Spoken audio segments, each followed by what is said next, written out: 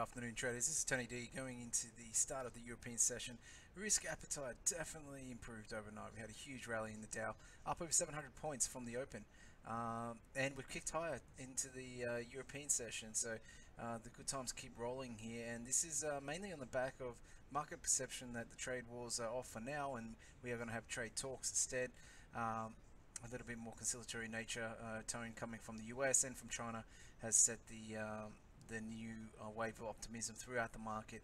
Now this is playing out into US dollar selling on everything except for the safe haven yen, where you're seeing dollar yen back above 105, sharply above 105 actually, back up to 105.60.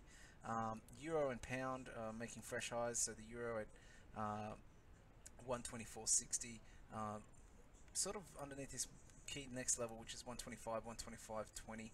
See if we can get past that, then we do have a little way for the rest of the market to follow. The pound, on its way towards those previous highs in January, up towards the 143.50 level. And if we can break that, then it's open skies really. So same with the euro. The way to 130 is first we've got to get through the 125.50 level. The Aussie dollar though hasn't got that memo properly here. The Aussie dollar, the most hit on the back of the trade war fears, has consolidated and rebounded a little, but definitely not as much as you would expect, given that the key topic, which is trade wars hurting the Australian dollar, has sort of subsided, and the Aussie dollar has not followed the Dow back higher. So it is struggling to maintain. It's a slow turn if this is going to turn. I have to get past back above that 78 level. 200-day moving average, and then it can kick higher with the rest of the market. The Kiwi dollar though has resumed its uptrend quite nicely and looking pretty aggressive here. Get above that 73 level, start to get above that 73.60, then we'll be talking about 75 for the first time this year anyway.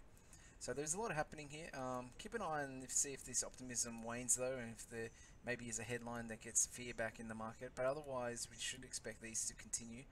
There's a lot of room here for the US stock market to rebound if it is going to begin that rally mode.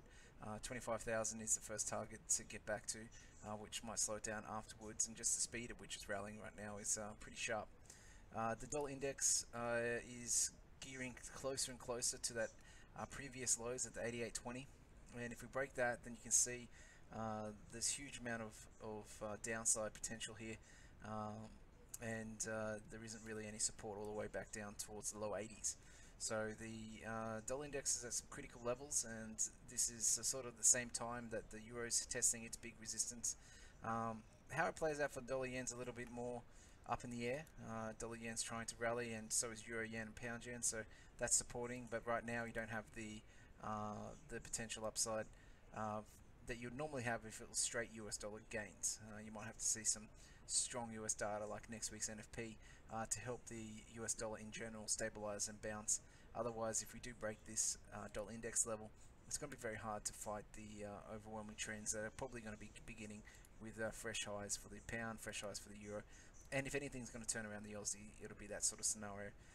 So you can get the sellers are caught on the wrong side and squeezed. We can get back towards 80 cents in that game too.